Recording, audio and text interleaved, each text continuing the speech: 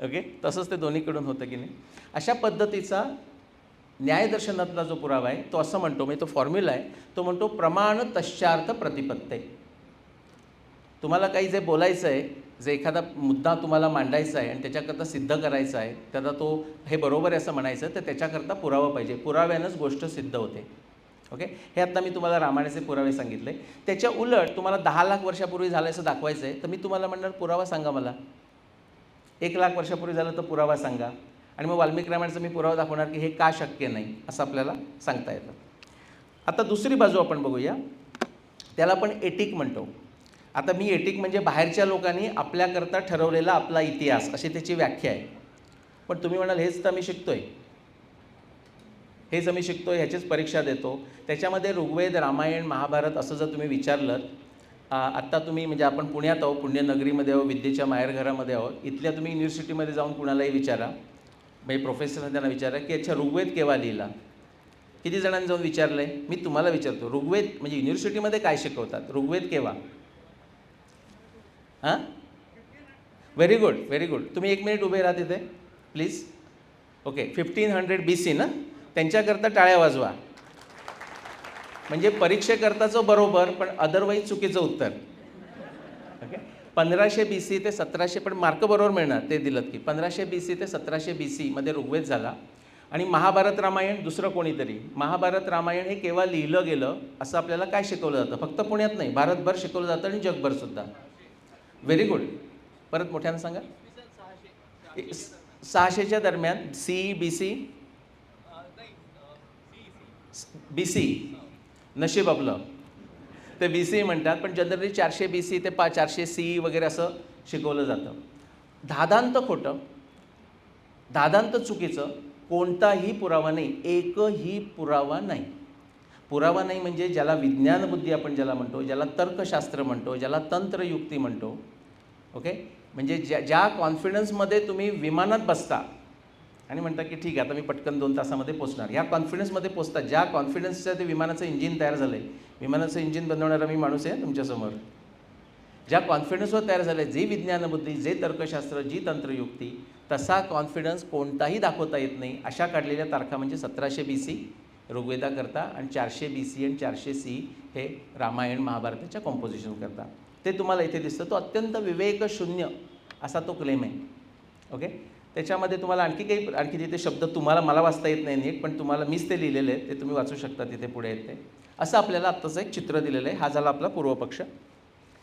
आणि अगदीच तुमच्यावर म्हणजे तुमच्यावर आणि माझ्यावर उपकार केल्यासारखं. पण काय फक्त म्हणजे 1500 BC म्हणजे किती? 3500 वर्ष.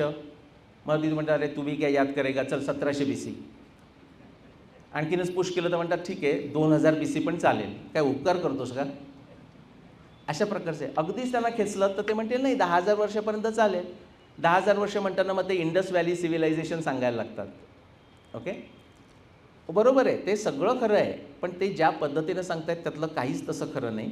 त्याच्या खूप काही आपल्याला इतिहास बघता येतो. आता हे जे आपल्याला शिकवलं जातं आहे ना, अजूनही आपण परीक्षा देतो आहे त्याच्यावर, अजूनही आता अकॅडमिक्समध्ये लोक आता वेगळ्या अर्थाने इथं आलेली आहेत, पण त्यांच्याकरता सांगतो तुम्ही त्या विषयात असाल असंही नाही, पण अजूनही काही न बोलता मला जे शिकवलं जातं आहे तेच मी शिकवणार असं. मी तुम्हाला एक पुण्यातलीच गोष्ट सांगतो. एका युनिव्हर्सिटीमध्ये मला बोलावलं होतं लेक्चरला, तर ट्रेन द ट्रेनर होता, म्हणजे माझ्यासमोर एक 50, 60, 100 फॅकल्टी बसलेली होती म्हणजे शिकवणारे. आणि माझ्या आधी एका प्रोफेसरांचं लेक्चर होतं, त्यांनी हेच सांगितलं की महाभारत म्हणजे ऋग्वेद 1700 BC आणि महाभारत 400 BC 400 CE.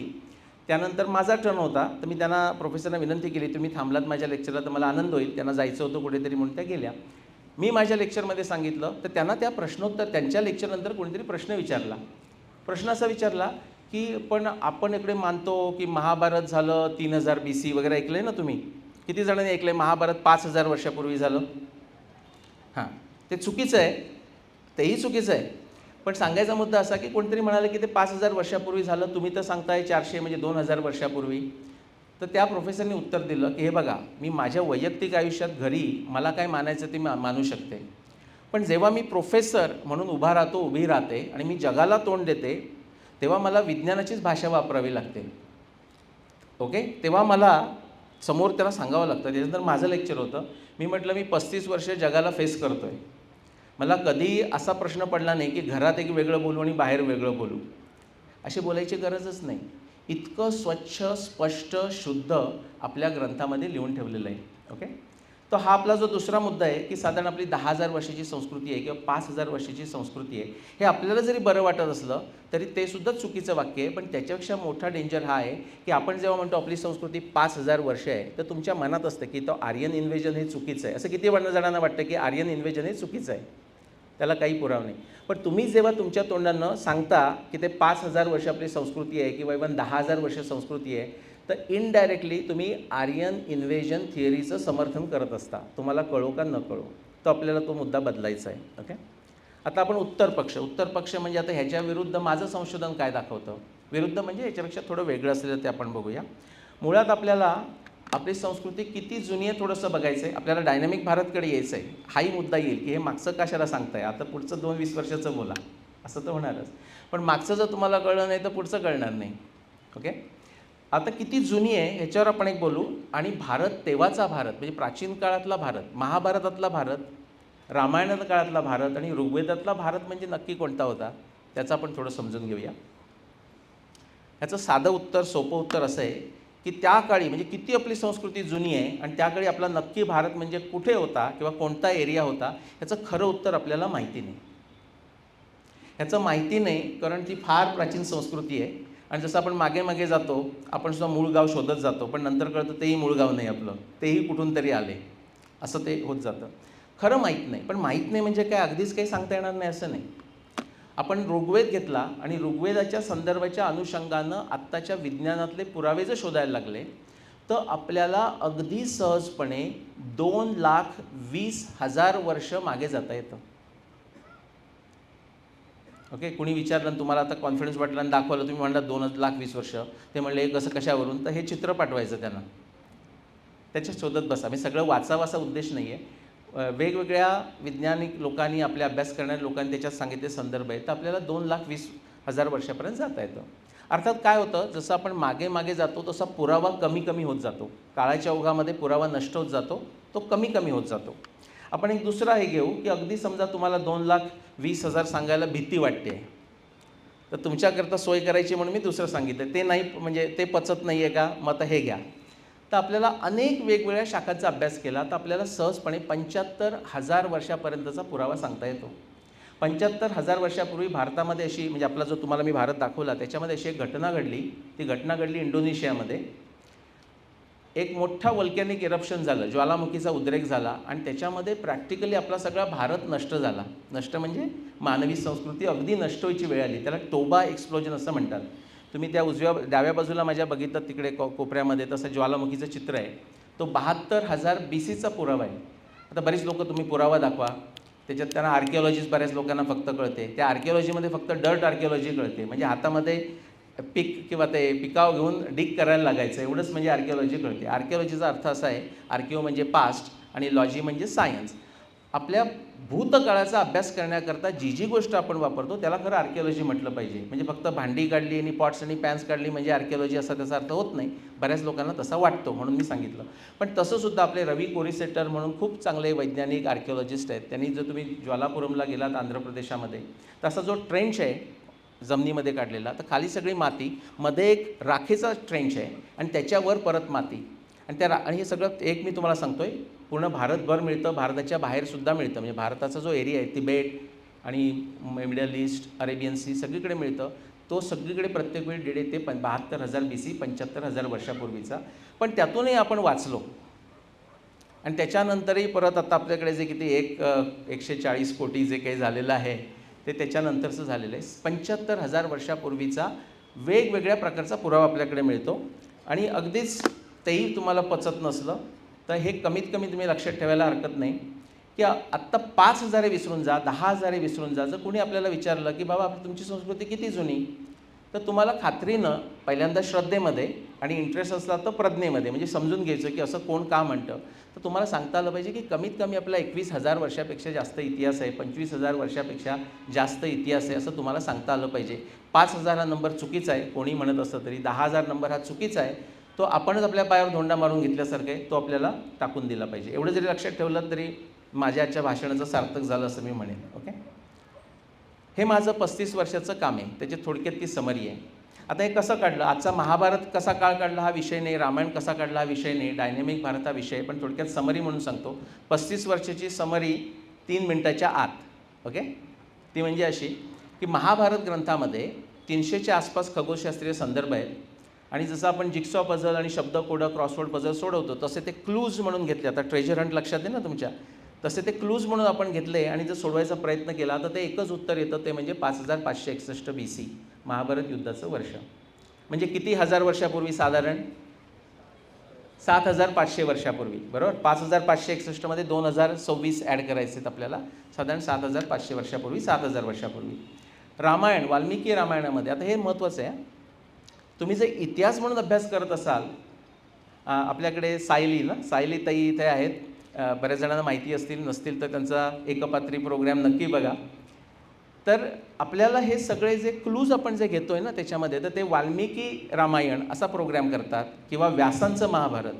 आता हे खूप छान करताय तुम्ही ताई, पण हे एका अर्थानं दुर्दैव असं की आपल्याला सांगावं लागतं रामायण म्हणजे वाल्मिकी किंवा व्यासांचं महाभारत. हे का सांगावं लागतं? बाकी अनेक काही लिहिली गेली, तेही आनंदाने एन्जॉय करा, पण इतिहास, आपली संस्कृती समजून घ्यायची आहे, आपला इतिहास समजून घ्यायचा आहे, हिस्ट्री समजून घ्यायची आहे, तर वाल्मिकी रामायणच आणि व्यासांचं महाभारतच, दुसरं कुठचं वाचून चालणार नाही. ओके, सो त्याच्यातलं तुम्ही वाल्मिकी रामायण गेलं तर त्याच्यामध्ये 24,000 श्लोकामध्ये 600च्या आसपास खगोलशास्त्रीय संदर्भ मिळतात. आणि ते परत तुम्ही जिक्सॉ पझल, क्रॉसवर्ड पझल्स एकत्र आणले तर तुम्हाला एकच उत्तर येतं, आणि ते उत्तर येतं 12,209, म्हणजे राम रावण युद्धाचं वर्ष. ओके, आणि या दोन्ही ग्रंथामध्ये वेदांचा उल्लेख आहे, 4ही वेदांचा उल्लेख आहे बाय द वे, फक्त 3 वेद वगैरे असं म्हणतो तसं नाही, 4ही वेदांचा उल्लेख दोन्ही ग्रंथामध्ये आहे. आणि ह्याचा अर्थ काय, कमीत कमी ते वेद ह्याच्या आधीच आहेत की नाही. आणि आपण थोड्या वेळापूर्वी बोललो की ती सरस्वती सगळ्यात मोठी नदी. तुम्हाला माहिती आहे आत्ता जो आपल्याकडे शोध लागलेला आहे 2020चा जेम्स ब्लिंकहॉर्न, ओके, ह्याची नावं सांगावी लागतात, नाही तर लोकांचा विश्वास बसत नाही. केम्ब्रिज युनिव्हर्सिटी, हां मग खरं असणार. जेम्स ब्लिंकहॉर्न, केम्ब्रिज युनिव्हर्सिटी यांचा जो पेपर आहे त्याच्यामध्ये बिकानेरच्या जवळ, आता ते बिकानेर त्यांना कसं कळलं, घोष आणि पद्मश्री हरिभाऊ वाकणकर यांनी 50, 60, 70 वर्षापूर्वी जे केलेलं काम आहे त्याच्यावरून त्यांनी वाळवंटातून चालत जाऊन जे मॅप्स तयार केलेले आहेत त्याच्यावर आता जाऊन ते डिगिंग करतात. बिकानेरच्या जवळची एक आपली क्वारी, आता हल्ली सँड लागते ना सगळीकडे, ते सँड काढताना त्याच्या खाली जाताना त्यांना कळलं की इथे मोठी नदी वाहत होती. ते आपल्या हरिभाऊ वाकणकर यांच्या टीमनं 70 वर्षापूर्वी करून ठेवलेलं काम आहे की इथे वाहत होती, पण त्यांनी ती शोधून काढली. त्याचं जेव्हा आपण डेटिंग करतो, ह्याला आर्किओलॉजिस्ट म्हणतात, ते आपल्याला सांगतं की किती स्पेसिफिक असतं बघा, 1,72,000 वर्षापूर्वीपासून ते 80,000 वर्षापर्यंत प्रचंड मोठी सरस्वती नदी बिकानेरच्या जवळून वाहत होती. ती जेव्हा थांबली 80,000 वर्षापूर्वी, आपल्या जे जिओलॉजीमध्ये टेक्टॉनिक डेव्हलपमेंट होतात, मग ती उत्तरेला आणखी वळली. आणि तुम्ही नावं ऐकली असतील, कलिबंगा, सुरतगड, हनुमानगड, राजस्थान आणि पंजाबच्या बॉर्डर, तिथून ती 80,000 वर्षापासून आत्ता ती नष्ट होईपर्यंत, म्हणजे मागची 5,000, 6,000 वर्षापर्यंत ती तिथून वाहत होती, ही सरस्वती नदी. आता ऋग्वेद त्याच्यात शोधण्याकरता आणखी संशोधन करावं लागेल, पण सरस्वती नदीचा पुरावा तुम्हाला इतका मागे मिळतो. म्हणजे जो आपला ऋग्वेद आहे ना, तो नदीतमे अंबितमे, म्हणजे तो 21,000 वर्षाच्या मागे जायला पाहिजे. का तर खोंडे, तुम्ही गुजरातमधले बघितले, त्यांचं 16, 17, 18चे पेपर्स आहेत, अनेक आहेत. Peter Clift 2012, Dave 2018, Gupta and Singh 2017, nature communication, Harry Frankfurt, तुम्ही जर मागे गेलात 1992, इतके पेपर आहेत. माझ्याकडे 200 पेपर्स आहेत. एक पेपर 15 मिनिटात वाचून काढता आलं पाहिजे तर कुठे तुमचा पत्ता लागेल. हे सगळं तुम्हाला असं सांगतात की ही सरस्वती नदी प्रचंड काळापासून वाहत होती. 50,000 वर्षापूर्वी यमुना त्याच्यापासून बाजूला झाली, गंगेला मिळायला लागली. तुम्हाला एक, ज्यांना रामायण अजूनही पटलं नसेल की ते 1,00,000च्या मागे कसं जात नाही, त्याचं उदाहरण सांगतो. रामायणामध्ये अनेक असे रेफरन्सेस येतात की जिथे यमुना गंगा नदीला मिळते. आणि आपल्याला जो जिओलॉजिकल पुरावा आहे, आत्ता मी तुम्हाला पेपरांची नावं घेतली, असे 200 पेपर्स आहेत मागच्या 50 वर्षातले, ते प्रत्येक पेपर आपल्याला हे सांगतो की यमुना ही सरस्वतीपासून बाजूला झाली आणि गंगेला मिळायला लागली, याचा काळ मागच्या 50,000 वर्षातच आहे, त्याच्या आधी नाही. सतलजचं वर्णन असं आहे, हा सिंग आणि गुप्ता IIT कानपूर 2017 नेचर कम्युनिकेशनचा पेपर आहे, की सतलज पूर्वी दक्षिणेला येत असे आणि सरस्वतीची मोठी ती उपनदी होती, म्हणजे ट्रिब्युटरी होती. पण ती अचानक 15,000 वर्षापूर्वी एकदम 90 डिग्री अँगलमध्ये, राईट टर्न आपण म्हणतो ना, तसं करून ती पश्चिमेला वळली आणि वाहायला लागली. अशा पश्चिमेला वाहणाऱ्या सतलज नदीचं वर्णन वाल्मिकी रामायणात येतं. भरत जेव्हा येतोय केकयामधून अयोध्येला भेटायला, तो म्हणतो ही ती मोठी नदी की जी प्रचंड पात्रामध्ये प्रचंड पाण्यानं वाहते आणि जी पश्चिमेला वळून वाहते. आता हे वर्णन 15,000 वर्षाच्या आधी शक्य नाही. सगळ्यांच्या लक्षात येतं आहे? त्याच्यावर असे अनेक पुरावे त्याच्यावर आपल्याला सांगता येतं. आपल्या ऑडियन्समध्ये कुणाचं नाव स्वाती आहे का? स्वातीताई आहेत का आपल्या ऑडियन्समध्ये? स्वातीताई उभे राहा. तुमचा आज प्रसिद्ध व्हायचा दिवस आहे. ओके, एकच, फक्त एकच स्वातीताई? अच्छा, तू 2-3. ओके, तुम्हाला हे बसा. थँक्यू. हे तुम्ही आता मी तुम्हाला म्हणजे माझ्या प्रेझेंटेशनमध्ये नाही आहे, पण मी तुम्हाला ती स्टोरी सांगतो. म्हणजे ते रामायणावरचाही विश्वास बसेल आणि ते हेही लोकही प्रसिद्ध होऊन जातील. आता स्वाती नक्षत्र, सगळ्यांना नक्षत्र माहिती आहेत. 27-28 नक्षत्र आहेत, अभिजित जर इन्क्लूड केलं तर. नक्षत्र म्हणजे काय?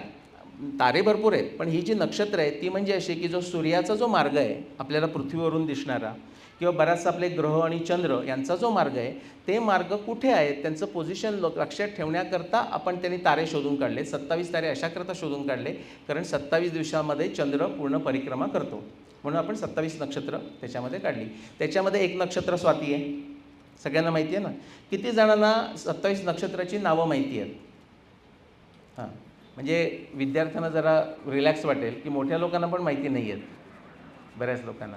आता हे जर तुम्हाला माहिती नसेल, त्याचे पोझिशन माहीत नसेल, तुम्ही कसला रिसर्च करू शकणार? तुम्हाला नाही करता येणार. पण आपण स्वातीवर येऊया. त्या स्वाती नक्षत्राचं जे दुसरं नाव आहे ना, तुम्ही मागे जर तैत्तिरीय संहिता, तैत्तिरीय ब्राह्मणामध्ये गेलात तर त्याचं दुसरं नाव आहे, ते नाव आहे निष्ठ्या. आणि निष्ठ्याचा अर्थ काय माहिती आहे का? फॉरेनर, ट्रॅव्हलर, बाहेरून आलेला, अशा अर्थाचं त्याचं नाव आहे. आता ह्याला असं का म्हटलं आहे स्वाती नक्षत्राला की ट्रॅव्हलर, प्रवास करून आलेला, बाहेरून आलेला. बाहेरून म्हणजे नक्षत्र मंडळामध्ये 27 नक्षत्रात बाहेरून आलेला. हे आपल्याला जर समजून घ्यायचं असेल तर आपल्याला ॲस्ट्रॉनॉमी समजून घ्यावी लागते. तुम्ही जर खगोलशास्त्राचा, आत्ताचा आधुनिक खगोलशास्त्राचा वापर करून मागे मागे गेला तर तुमच्या काय लक्षात येईल माहिती आहे का? फार मागे जायची गरज नाही, फक्त 60,000 वर्ष मागे जायचं. किती? फक्त जर तुम्ही 60, कारण आपण 10 लाखाचं गप्पा करतोय ना, 1 लाख, 60,000 वर्ष जर तुम्ही मागे गेलात तर स्वाती हे नक्षत्रच राहू शकत नाही. स्वाती उत्तरेला इतका तारा तो वर जातो प्रॉपर मोशनने की तो ध्रुव तारा बनतो. 58,000 BC म्हणजे 60,000 वर्षापूर्वी स्वाती हा नक्षत्र ध्रुव तारा होता. तो 27 नक्षत्रातच नव्हता. आत्ता जी आपण आपल्या पंचांगामध्ये जी नक्षत्र सिस्टीम वापरतो ना, नीट लक्ष द्या, आत्ता जी आपण 27ची नक्षत्र सिस्टीम वापरतो, 30 नक्षत्र सिस्टीम 7,500 वर्षापूर्वीच्या महाभारतात आहे. 30 नक्षत्र सिस्टीम 14,000 वर्षापूर्वीच्या रामायणामध्ये आहे. पण 60,000 वर्ष मागे गेलात तर स्वातीला तुम्हाला नक्षत्र म्हणता येत नाही. पण तेच रामायणामध्ये स्वाती नक्षत्र आहे 27 नक्षत्रामध्ये. पण ते 60,000 वर्षापूर्वी आणि त्याच्या आधी असूच शकत नाही. सगळ्यांच्या लक्षात येतं आहे? म्हणून वाल्मिकी रामायण म्हणजे रामायण हे 60,000 वर्षाच्या आधी होऊ शकत नाही. ओके, आणखी एक त्याच्यावर मजेशीर असं केलेलं आहे. आपल्या लक्षात राहण्याकरता एकेका शब्दामध्ये सुद्धा इतिहास लपवून ठेवता येतो. लपवून नाही, सांगता येतो. आपल्याला कळला नाही तर तो लपल्यासारखा वाटतो.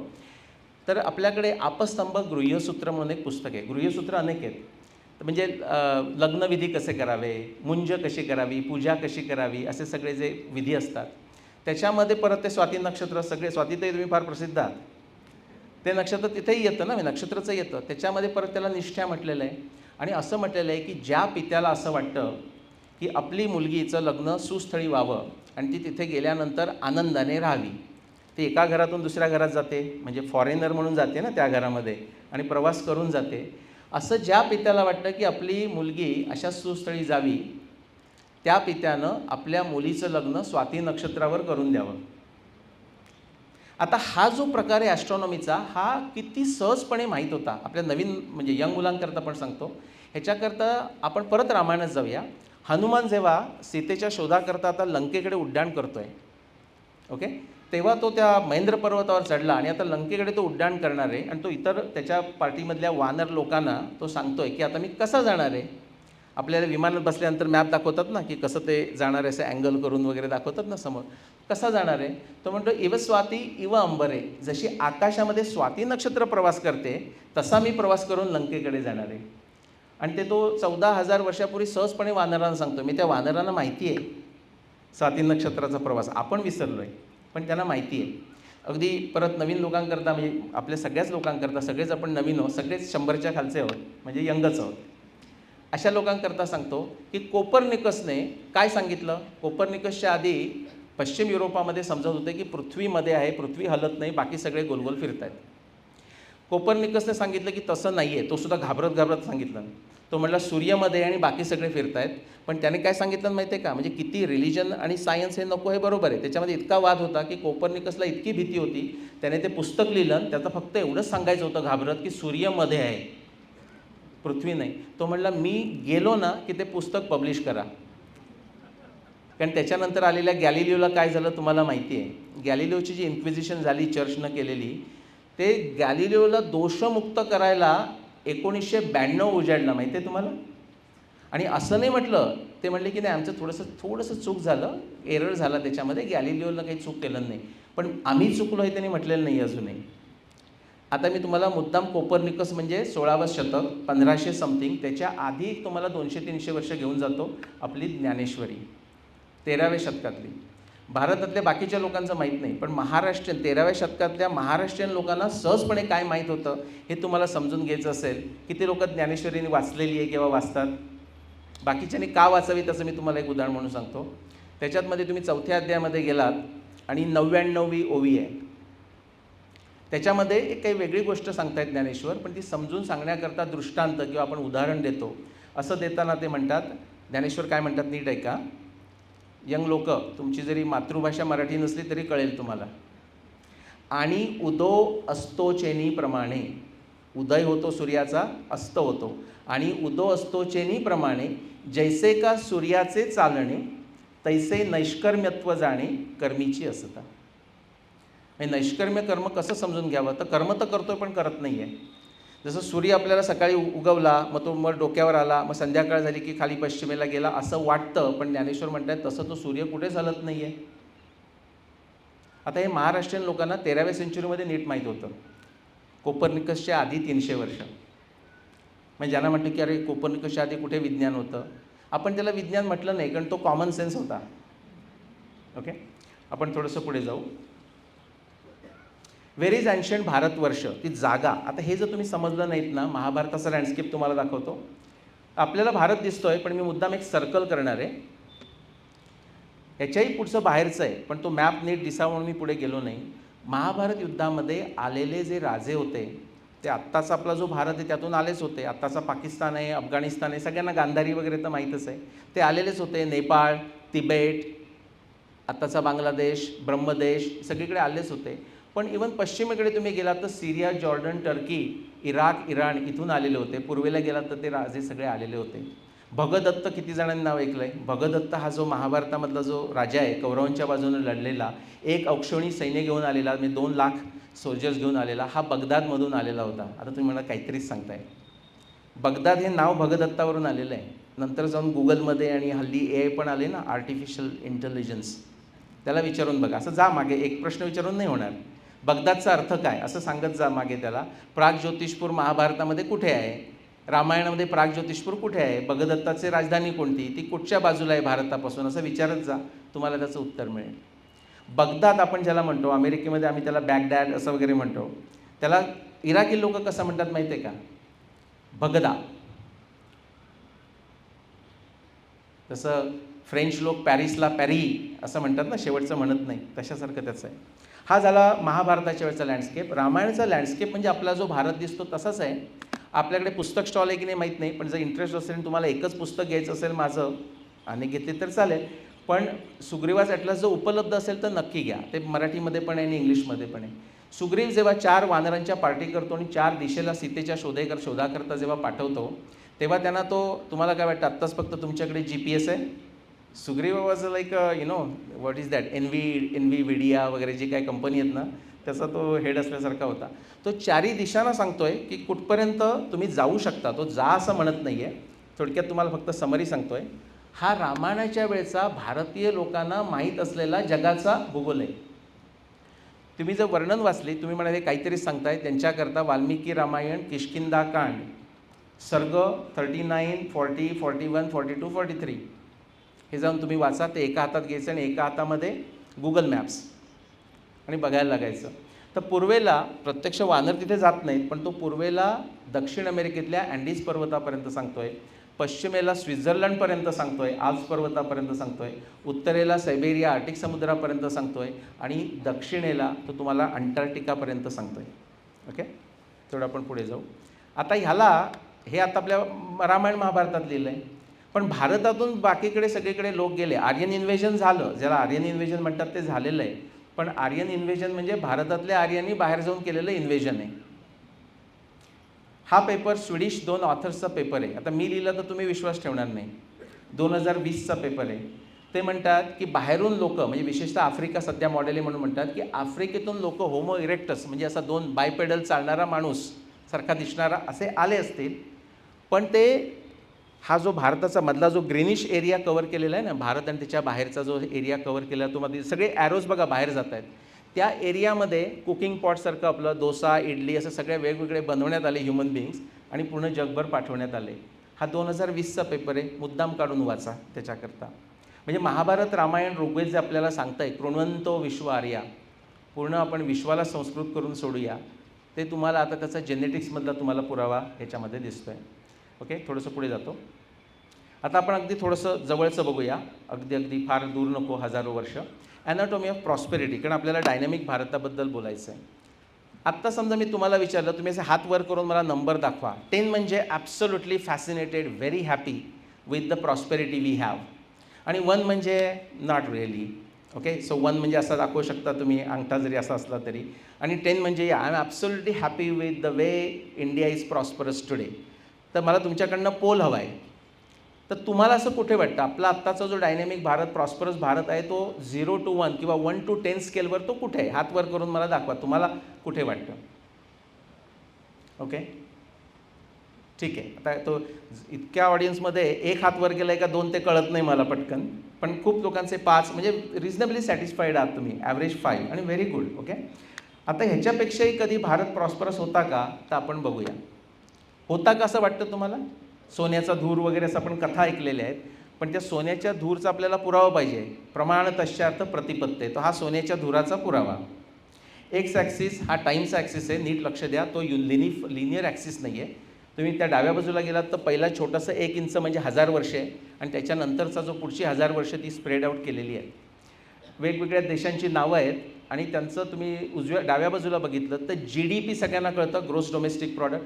त्याचं जगामधलं एकेका देशाचं, या 4-5-10 मुख्य देशांचं कॉन्ट्रीब्युशन काय होतं, असा 2000 वर्षाचा इतिहास आहे.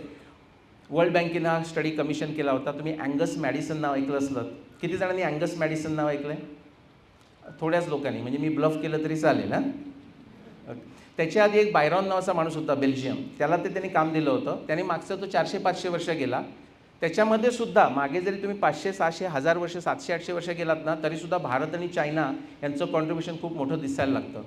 ते त्या ज्यांनी कमिशन केलं होतं त्यांना ते आवडलं नाही. ते म्हणले आता दुसऱ्या माणसाला बोलावून विचार करायला सांगूया. त्याने अँगस मॅडिसन अमेरिकन माणसाला केलं, त्याने केलेलं हे वर्क आहे. ओके, तुम्ही जर मागे गेलात ना, सगळ्यात जो खालचा आहे तो युनायटेड स्टेट्स आहे, तो ग्रीन त्याच्यामध्ये, आणि जो आता मला कलर ब्लाइंड आहे पण रेड सगळ्यात चायना, त्याच्यानंतरचा जो असा ब्राउनिश कलरचा आहे ना, तो भारत आहे. तुम्ही जर मागे गेलात, मागे म्हणजे 2000 वर्ष मागे गेलात, तर तुमच्या लक्षात येईल त्या वर्षामध्ये त्या एरियामध्ये सगळ्यात जास्त GDP contribution in the world was from India, about 40%. फक्त 2000 वर्ष मागे गेलात तर. अनफॉर्च्युनेटली काय होतं, त्याच्या आधीचा आपल्याकडे इतिहास नाही आहे, म्हणजे इतिहास म्हणजे GDP डेटा नाही आहे. मग आता आपल्याला अनुमानानं त्याचा विचार करावा लागेल. पण अनुमानानं विचार करण्याकरता तुम्हाला आता मी स्लाईड दाखवली, हाही क्लू असू शकतो. पण तुम्हाला मी जर विचारलं की आपल्याकडे आता प्रसिद्धी जी प्रॉस्पेरिटी येते ती कशामुळे येते? एकतर ॲग्रिकल्चरमुळे येते, व्यापारामुळे येते, बरोबर. व्यापार केल्यामुळे आपल्याला आणखी काही गोष्टी मिळू शकतात. ॲग्रिकल्चर, आता ॲग्रिकल्चर होण्याकरता, व्यापार करण्याकरता काय गोष्टी पाहिजेत? आपल्याला समुद्रातून प्रवास करता आला पाहिजे. ॲग्रिकल्चर करता आपल्याला हवामानाचा अंदाज नीट करता आला पाहिजे, केव्हा पेरी करायचं, केव्हा काय करायचं, केव्हा करता आलं पाहिजे. म्हणजे आपल्याला खगोलशास्त्र कळलं पाहिजे. ह्याच्या आपल्या 2000 वर्षाच्या मागे जायचं असेल तर आपल्याकडे भारताकडे नॅव्हिगेशन होतं का? खगोलशास्त्र होतं का? ॲग्रिकल्चर होतं का? आपल्याला विचारलं तर आपल्याला लगेच सांगतो पण 7000 वर्ष, 8000 वर्ष. ॲस्ट्रॉनॉमी जर विचारलं तर अकॅडेमियामध्ये तर ते म्हणतात की सूर्यसिद्धांत हा 500 CEचा आहे, म्हणजे 1500 वर्षापूर्वीचा आहे. ओके, हे किंडरगार्टनमधलंही करेक्ट उत्तर नाही आहे. पण तुम्ही जर हे बघितलं, हे रामस्वामींचा 2020चा पेपर आहे तामिळनाडूमधला, तर तुम्ही जर पुंपुआरला गेलात ना, तर पुंपुआरच्या समुद्रामध्ये आत 30 किलोमीटरपर्यंत आत गेलात तर आपले जे बंदर ज्याला आपण म्हणतो पोर्ट्स, त्याचे अवशेष सापडतात. आणि त्याचा जर स्टडी केला तर तुमच्या लक्षात येतं की भारतामध्ये सोफिस्टिकेटेड शिपिंग, सोफिस्टिकेटेड नॅव्हिगेशन आणि सोफिस्टिकेटेड पोर्ट्स याचा पुरावा आपल्याला 20,000 वर्षापर्यंत मागचा पुरावा मिळतो. 20,000 वर्ष, 2,000 वगैरे म्हणत नाही आहे. Sophisticated navigation. आता हा पुरावा मिळतो याचा अर्थ 20,000 वर्षापूर्वी सुरू झालं असं नाही आहे, पण तिथपर्यंत तर नक्कीच आहे. तुम्ही जर ॲग्रिकल्चर बघायला गेलात, आता मी परत वेळ असता तर तुम्हाला विचारलं असतं इंटरॅक्टिव्ह ॲग्रिकल्चर काय, तर तुम्हाला मेन स्ट्रीममध्ये गेलात तर 7,000 वर्षापूर्वी, 5,000 वर्षापूर्वी जगामध्ये ॲग्रिकल्चर सुरू झालं असं सांगतात. आणि मग ते भारतात तिकडून आलं, इराकमधून आलं, जॉर्डनमधून आलं. आता हा जो तुम्ही ग्राफ बघितलात तर हे जे तुम्हाला डार्क केलेले जे झोन आहेत ना, हे सगळ्यात परंपरागत प्राचीन ॲग्रिकल्चरचे झोन आहेत. त्याच्यामध्ये भारत दिसतोय तुम्हाला कुठे? अगदी ठळक आहे. चायना ठळक आहे, भारत ठळक आहे. ही कारणं आहेत की ज्याच्यामुळे भारत आणि चीनमध्ये प्रॉस्पेरिटी होती पूर्वी. ओके, ॲग्रिकल्चर ही एक प्रॉस्पेरिटी झाली. आता ॲग्रिकल्चरचे पुरावे आपल्याकडे आहेत का? तर हा लौरदेव यूपीचा 10,000, नीट लक्ष द्या, 10,000 वर्षापूर्वीचा पुरावा आहे लौरदेवमधला. पण तेवढंच नाही, इंडियन सब कॉन्टिनेंटमध्ये, म्हणजे आपण आता पाकिस्तानला मी नाव ठेवलं, त्यांना इन्फिनिटी कॉम्प्लेक्स आहे. आपल्याला इन्फिनिटी कॉम्प्लेक्सची गरज नाही, पण आपल्याला श्रीलंकेशी सुद्धा स्माईल करायची गरज आहे. सगळ्यात जो जुना जो ॲग्रिकल्चरचा जो पुरावा आहे ना, हा 45,000 वर्षापूर्वीचा पुरावा श्रीलंकेमध्ये आपल्याला मिळतो. अर्थात त्या काळी भारत आणि श्रीलंका हे जोडलेले होते. समुद्राची पातळी 140 मीटरनं खाली होती.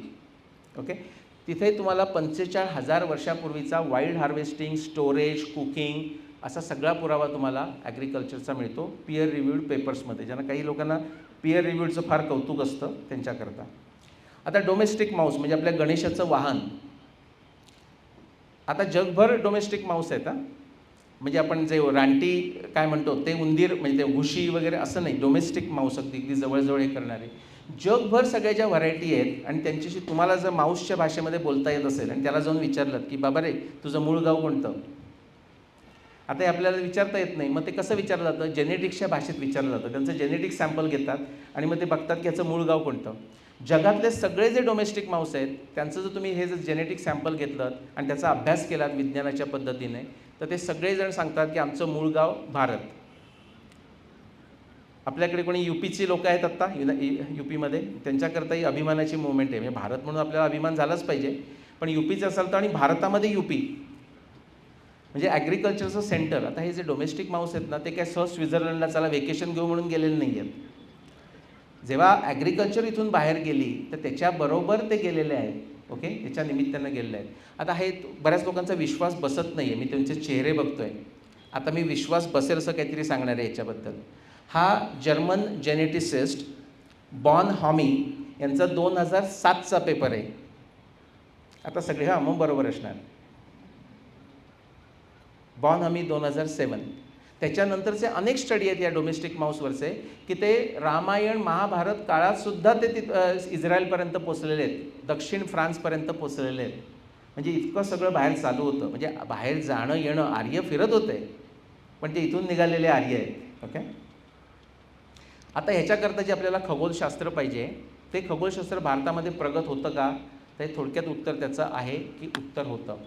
आता आपल्याला इतिहासामध्ये किंवा भूगोलात का कोणत्या विषयात मला माहीत नाही, फिजिक्समध्ये तुम्हाला शिकवलं जातं की ग्रीक लोकांकडून भारतीय खगोलशास्त्र शिकले. ओके, आता आपण पुण्यात आहोत. आयुकामध्ये जर किती आयुकाचे कोणी लोक आहेत तिथे? कोणीच नाही. क्युरिओसिटी म्हणून सुद्धा आले नाही. आयुकाच्या लोकांना जाऊन विचारा. TIFRमध्ये ॲस्ट्रॉनॉमी रिसर्च चालतो, त्यांना जाऊन विचारा. सगळे म्हणते ग्रीकांकडून आलं. कोणताही पुरावा नाही, शून्य आहे, शून्य पुरावा आहे त्याच्यामध्ये. ह्याच्या बरोबर उलटं केपलर, किती लोकांना केपलरचं महत्त्व माहिती आहे? केपलरनं असं काय बिग डील केलं? Kepler's law. त्याच्यामध्ये महत्त्वाचं काय? साधारण संबंधासारखं मॅथमॅटिशियन करता इलेप्टिकल ऑर्बिट्स आहेत. ऑर्बिट्स ही सर्क्युलर नाही, ही इलेप्टिकल्स ऑर्बिट आहेत. तुम्ही जर सूर्य सिद्धांत वाचलात तर महाभारत काळापासून 7,500 वर्षापासून किंवा रामायणाचा तुम्ही सूर्यसिद्धांत परत वाचलात तर 12,000 BC म्हणजे 14,000 वर्षापासून सूर्यसिद्धांताला आपले जे ग्रह आहेत हे सर्कलमध्ये फिरत नाहीत, तर ते इलेप्टिकल ऑर्बिटमध्ये फिरतात. हे सूर्यसिद्धांताला 12,000 BC 14,000 वर्षापासून 7,500 वर्षापासून माहीत आहे. सूर्याचं जे इक्वेशन आहे त्याला इक्वेशन ऑफ द स्टेट म्हणतात आणि पल्सेटिंग एपिसायकल. काही ठिकाणी एपिसायकल छोटं होतं, काही ठिकाणी मोठं होतं. मॅथमॅटिकली ते बघितलं तो इलिप्स होतो. ओके, वेळ असता तर मी तुम्हाला त्याच्यात घेऊन गेलो असतो. फक्त या स्लाईडवर आपल्याला 1 तास 2 ताससुद्धा लागू शकतात. थोडं पुढे जाऊया, हेही थोडे फास्ट पुढे घेऊन जातो की भारतातून लोक महाभारत युद्धानंतर बाहेर काही कशी पसरली, आधीही जात होते, त्याचा हा पुरावा आहे, पण तो पटकन दिसणार नाही म्हणून पुढे जातो. ना व्हॉट मेड वेस्ट प्रॉस्परस. आत्ताच आपण सगळे आता लोकांना म्हणजे काय माहिती आहे का, रामायणाच्या काळी जर तुम्ही गेलात आणि रामायणाच्या काळात तुम्ही असता तुम्ही म्हणजे माझ्या मुलाला ना मी अमेरिकेत पाठवतो आहे असं अजिबात म्हटलं नसतं. माझ्या मुलाला मी UK ला पाठवतो असं म्हटलं नसतं. का माहीत आहे, पूर्ण उत्तर अमेरिका आणि पूर्ण पश्चिम युरोप ह्या सगळ्या प्रदेशावर, मोस्ट ऑफ द प्रदेशावर 2 ते 4 किलोमीटर थिक असं आईस होता. म्हणजे स्केटिंगला पाठवायला हरकत नाही, बाकी काही नव्हतं, तुम्ही म्हटलं नसतं. ओके, मग what made west prosperous. Eventually मागच्या 10,000 वर्षामध्ये तिथला बर्फ सगळा वितळायला लागला, प्रचंड लँड निर्माण झाली. नेटिव्ह तिकडे सुद्धा इंडियन्स आहेत माहिती आहे ना अमेरिकेमध्ये, म्हणजे आपले इंडियन्स म्हणत नाही, आपण जायच्या आधीच आहे. तर वेस्ट प्रॉस्परस का झाली, मी खाली 4 नावं लिहिली आहेत. लूट, एक्सप्लॉयटेशन, सायन्स अँड टेक्नॉलॉजी. यातलं कोणतं, तर याचं उत्तर आहे yes, yes, yes and yes. Okay, थोडंसं आपण बघू. क्वेश्चनिंग द स्टेटस को. आता इथे त्यांना क्रेडिट द्यायला पाहिजे. Wherever the credit is due आपण दिलं पाहिजे. प्रचंड कॉन्फिडन्स, प्रचंड करेजियस, प्रचंड काही करायची तयारी, अशा अर्थानं थंडी असून सुद्धा तिथून ते निघाले. युरोपियन लोकांना आत्ता जी आपल्याला प्रॉस्पेरिटी दिसते त्याच्या मागचं जे गमक आहे ना, ते ही 2 लोक आहेत. ओळखता येत आहेत, कोलंबस आणि वॉस्को डी गामा. ओके, दोघेही भारत शोधायला निघाले, आपल्याला शोधायला निघाले. वॉस्को डी गामा डिस्कवर्ड अस. वॉस्को डी गामानं आपल्याला शोधून काढलं आणि कोलंबस पश्चिमेकडे भारतीय इंडियन्सना बघायला निघाला. त्यामुळे त्याला जे पहिली लोकं दिसली त्याला पण तो म्हणाला हे इंडियन्स. म्हणून अमेरिकेत सुद्धा आपण जाण्यापूर्वी सुद्धा भरपूर इंडियन्स होते वेगवेगळ्या प्रकारचे. आता वॉस्को डी गामा, कोलंबस जेव्हा निघाला 1492, फार जुनी गोष्ट नाही आहे. ही जी प्रॉस्पेरिटी आपल्याला पश्चिमेची दिसते ना, ही फार जुनी नाही आहे. ते जेव्हा निघाला तेव्हा पूर्ण नॉर्थ अमेरिकाच त्यांना माहिती नव्हती. Wherever you stumble there lies your treasure. हे लक्षात ठेवा सगळ्यांनी.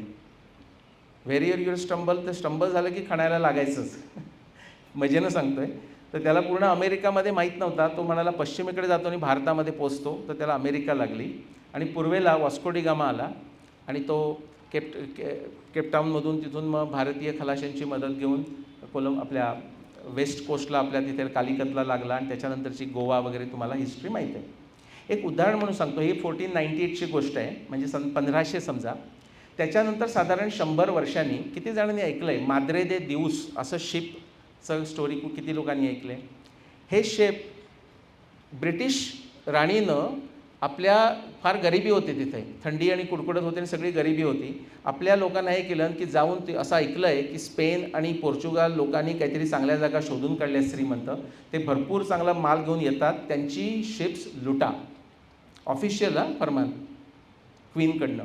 त्याच्यातून जे ते निघाले तर माद्रे दे दिवस म्हणजे देवांची आई असं आपण म्हणूया स्पॅनिशमधलं, असं शिप 7 स्टोरी शिप 1592मध्ये आपल्या भारताकडून येणारं, हे ज्यात आता घाना वगैरे आहे ना तिथे, ते ब्रिटिश चाचानी आपण म्हणूया लुटलं. ऑफिशियली डिक्लेअर केलेलं यांनी लुटलं. त्याचं खूप काही घेऊन गेले. थोडक्यात शॉर्टमध्ये सांगतो की त्या एका शिपमध्ये जे त्यांना सामान मिळालं होतं त्याची त्यावेळेची, आत्ताची नाही, आत्ता केलं तर मल्टी मिलियन बिलियन पाऊंड्स त्याची व्हॅल्यू होईल. तेव्हाची 1592ची त्याची व्हॅल्यू 500,000 पाऊंड्स तेव्हाची. हे इंग्लंडचं हाफ द वेल्थ किंवा हाफ द बजेट होतं त्यांचं एका शिपवरचं. म्हणजे तुमची प्रॉस्पेरिटी त्या काळात का गेली, मागचा मी जो अँगस मॅडिसनचा तुम्हाला चार्ट दाखवला त्याच्याशी तुमचं थोडंसं समजायला लागेल तुम्हाला. आता आपण थोडं आजच्या डायनॅमिक करता येऊया. तर धर्म आणि सायन्स याच्यामध्ये कधीच विरोध नव्हता. म्हणजे विरोध नव्हता म्हणजे काही भानगडी नव्हत्या का, तसं नाही. संस्कृती आली की त्याच्यामध्ये प्रकृती आली, प्रकृती आली की त्याच्यामध्ये विकृती आली. आपल्याकडे सगळे भरपूर प्रॉब्लेम आहेत. तुम्ही गांधी मूवी किती जणांनी बघितला आहे, छान मूवी होता राईट. गांधी मूवीमध्ये ते जो तो एक माणूस येतो आणि विचारतो की पण तुमच्याकडे खूप प्रॉब्लेम्स आहेत, मग आम्ही गेलो तर तुम्ही काय करणार, ब्रिटिश म्हणतात. तर गांधी म्हणतात but those will be our problems.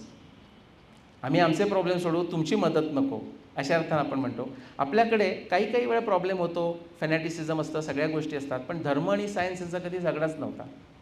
Okay. पण त्याच्याऐवजी रिलिजियस आणि सायन्स यांचा युरोपमध्ये झगडा होता, तो आपल्याकडे शिकवला जातो म्हणून आपल्याला वाटतं तसा झगडा असला पाहिजे. आता खालचं आपल्याला काय नाही करायचं आहे डायनॅमिक भारत करता ते सांगतोय की रिलिजन आणि कॉपी पेस्ट नाही करायचं आहे. आपली वस्तुस्थिती अशी आहे की आपल्याकडे सगळीकडे वर्कप्लेसमध्ये, corporate, academia, PhDs, masters, thesis सगळ्याकडे कॉपी पेस्ट भरपूर चालतं. आता तुम्ही हे निलेशजी तुम्ही हे कसं सांगता? प्रत्येकाचा माझ्याकडे पुरावा आहे. जेव्हा आपल्याकडे स्मृती इराणी त्या HR मिनिस्टर वगैरे झाल्या, त्यांनी सगळे ते डिजिटाईज केलं PhD वगैरे. ते मला कोणतरी लिंक पाठवली, मी 10 वर्षापूर्वीची गोष्ट सांगतो. मी सगळे डाउनलोड केले वेगवेगळ्या विषयावरचे. सगळे PhD थिसिस माझे 10-15 मिनिटात वाचून होत असत. आणि काही नाही, सगळं कॉपी पेस्ट म्हणजे महाभारत माझा आवडीचा विषय म्हणून मी महाभारताचे कॉपी केले, रामायणाचे कॉपी केले, सगळं कॉपी पेस्ट. आणि सगळं चुकीचं एवढं करून. असं करून नाही चालणार. काहीतरी आपल्याला वेगळं करावं लागेल, काहीतरी सॅक्रिफाईस करावं लागेल. धर्म सायन्स अशा दृष्टीनं आपण बघणार आहोत. आता मी लूट आणि एक्सप्लॉयटेशन तुम्हाला सांगितलं पश्चिमेचं, पण त्यांचं विज्ञानही आपण बघूया. तुम्हाला सगळ्यांना आत्ता आपण ह्या रूममध्ये जर बघितलं तर आपल्याला इलेक्ट्रिसिटी दिसते. मी इथे स्पीकर फोनमध्ये बोलतो आहे. हे आपल्याला इकडे प्रेझेंटेशन कम्प्युटर्स आहेत, काही सगळं कॅमेरा, सगळं पंखे सगळं बघायला गेलं तर तुमचे एक आपल्याला मान्य करावं लागेल, आपल्याला नम्र व्हावं लागेल की यातली कोणतीही गोष्ट किंवा बऱ्याचशा गोष्टी आपण भारतामध्ये शोधून काढलेल्या नाही. सगळ्यांना मान्य आहे? हाच आपल्याला प्रॉब्लेम होतो. अरे मग तुम्ही प्रॉस्पेरिटी वगैरे म्हणताय आणि हे करताय, पण आपण काय आपल्याकडे शास्त्रज्ञ कुठे गेले असा प्रश्न पडतो. हे आपल्या नक्की मागच्या 200 वर्षातली इंडस्ट्रियल रिव्होल्यूशन घेतलं, आपण काही केलेलं नाही. हल्ली आपण म्हणू शकतो आपली IT लोकच तिकडे काम करत आहेत कॅलिफोर्नियात वगैरे, ते ठीक आहे. पण आता फरक पडतो आहे आपल्याकडे. हे एक तुम्हाला मी टूल दाखवतो आहे, 3 टूल तुम्हाला मी दाखवणार आहे. आपण त्याच्यानंतर थांबू. हा माझाही स्वतःचा अनुभव आहे म्हणून मी तुम्हाला सांगतो आहे की तुम्ही आता ही जी माहिती आहे ना ती श्रद्धेमध्ये घ्या किंवा प्रज्ञेमध्ये घ्या.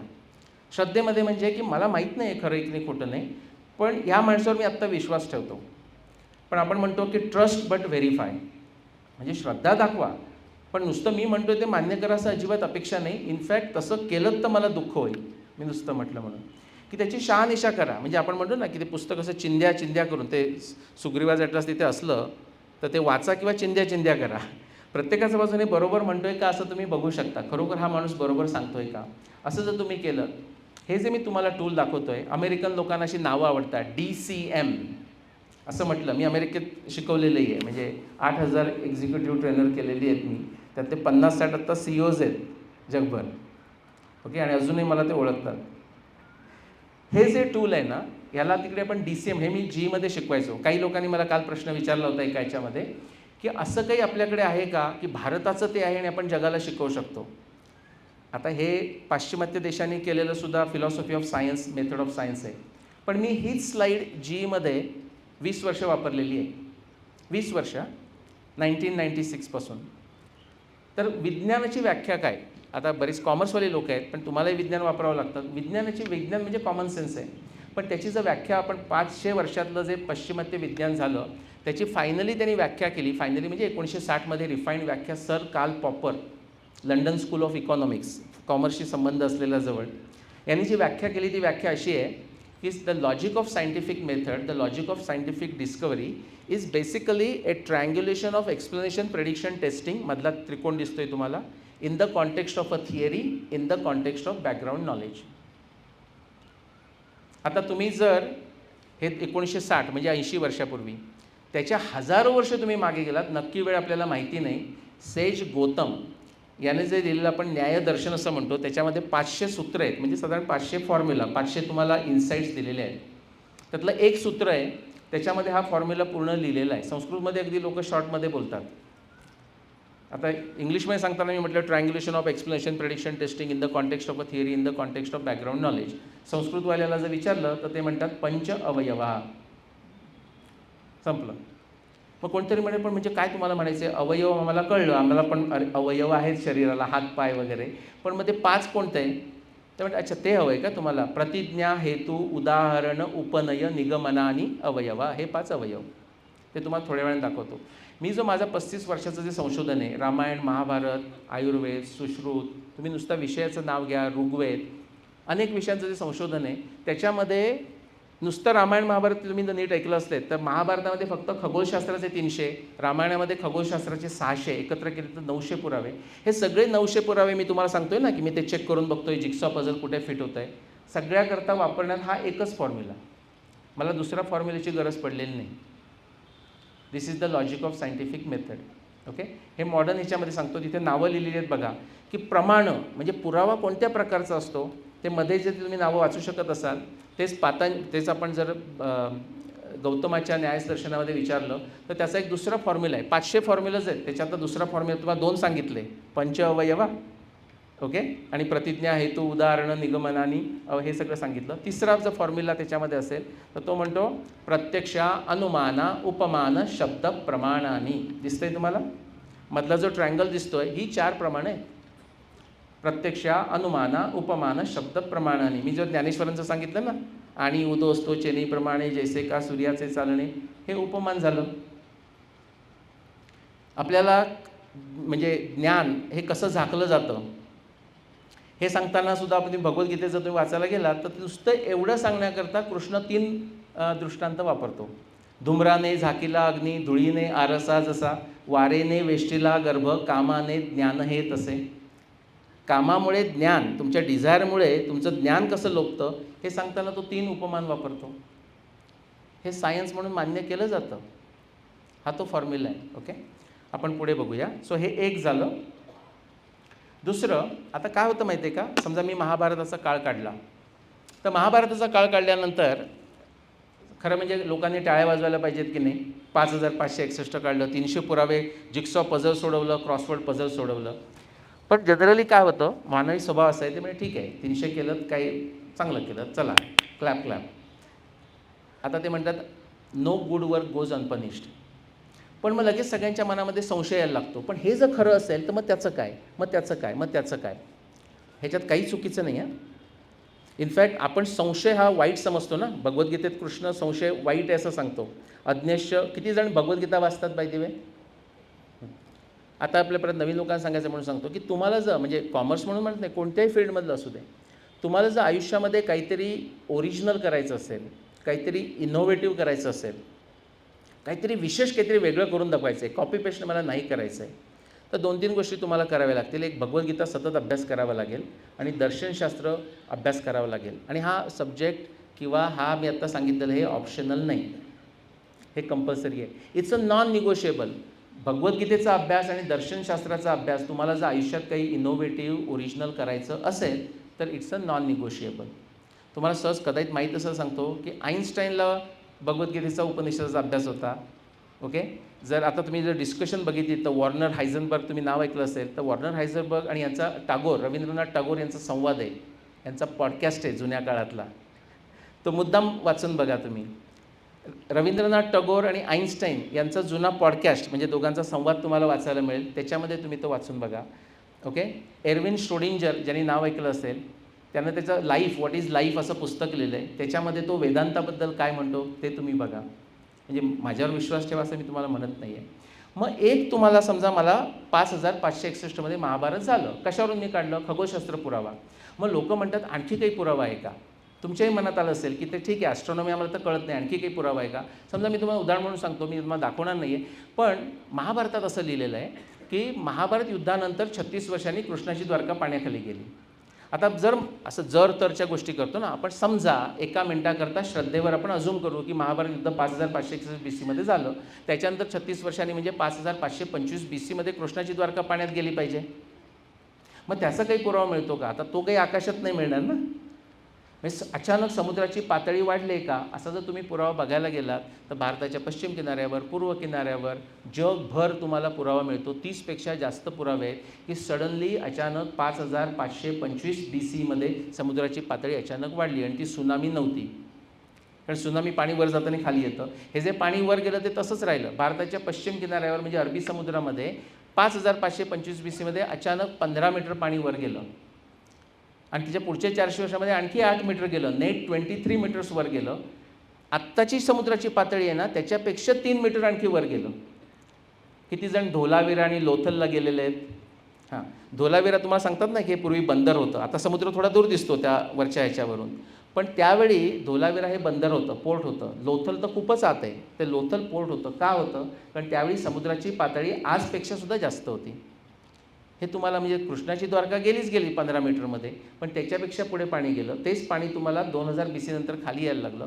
हे पश्चिम किनाऱ्यावर दिसतं. त्या रामस्वामींचा जो रिसर्च मी तुम्हाला दाखवला, पूर्व किनाऱ्यावर ती स्टोरी. ब्लॅक सी किती लोकांनी ऐकला आहे? टर्कीच्या जवळचा. हा जर तुम्ही 5525 BCच्या मागे गेलात तर ब्लॅक सीच नव्हता.